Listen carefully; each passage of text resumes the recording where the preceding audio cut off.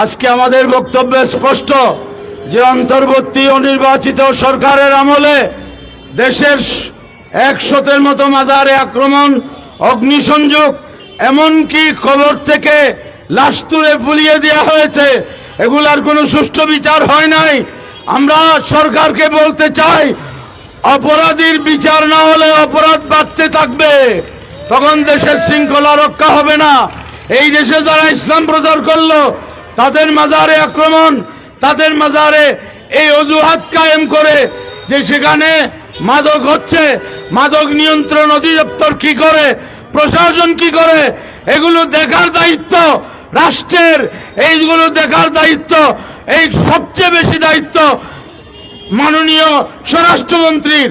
আমরা মাননীয় স্বরাষ্ট্রমন্ত্রীর কাছে আবেদন জানাবো, এই দেশে রাজধানীতে ইসলাম প্রচার যিনি করে আজকে মিরপুরে শুয়ে আছেন হযরতে শাহ আলী বাগদাদী রহমতুল্লাহ আলাইহির মাজারে যারা আক্রমণ করেছে তাদেরকে চিহ্নিত করে দৃষ্টান্তমূলক শাস্তি দেওয়া হোক।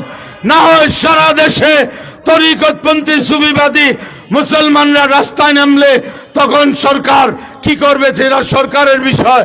এইগুলো সরকারকে দেখার জন্য আহ্বান জানাচ্ছি। নির্বাচিত সরকারের আমলে এই ধরনের মব তৈরি হবে, এটা কোনোভাবে মেনে নেওয়া যায় না।